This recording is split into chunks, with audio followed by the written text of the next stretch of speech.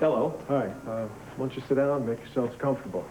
I can't possibly make myself comfortable while he's in the room. You know what? I got a good idea. Why don't we handle the whole thing in court? Everybody, Fine, I would love it, Alan. I would enjoy that. settle down, please. All right, I know this isn't a love fest, but we've got business to take care of. You're absolutely right. Lucy, sit down. Please. Please.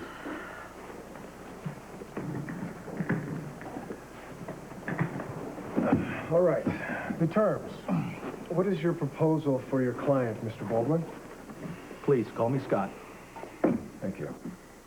I don't think we need to get so familiar with the opposition, do you? Lucy, could you just zip it up for a minute?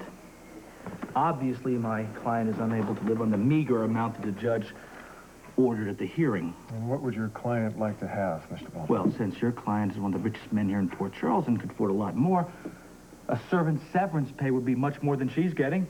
A servant would at least show some loyalty. Alan, please, we're not getting anywhere this way, all right? What is your proposal, Scott?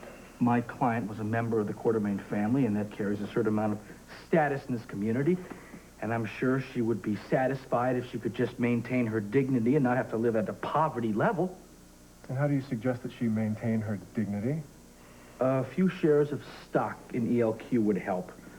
The dividends would pay her expenses, and she could live the life that she's accustomed to for as long as she's been living in this town.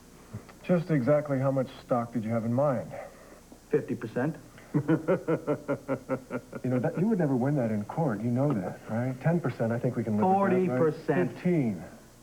25, or we're through talking. Alan? All right. We have a deal. I'll have the signed paper sent to your office. Very good. Lucy? Mr. Hornsby, it's great to know that, Alan has such a capable attorney. Thank you. Excuse me, could I have a few minutes with my client alone? Yeah, sure. Take all the time you need. Alan, I'll walk you out. All right. Goodbye.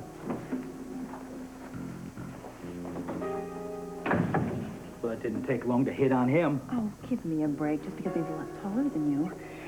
I don't care about that. What I want to know is, when do I get my stock? When I get paid and I take my cut, 1/3 of 25%, that makes us shareholders here, Lucy. But I had a really good idea, Scott. Why don't I pay you cash? Just buy you out. You know, I could give you that out of my dividend. Fat chance.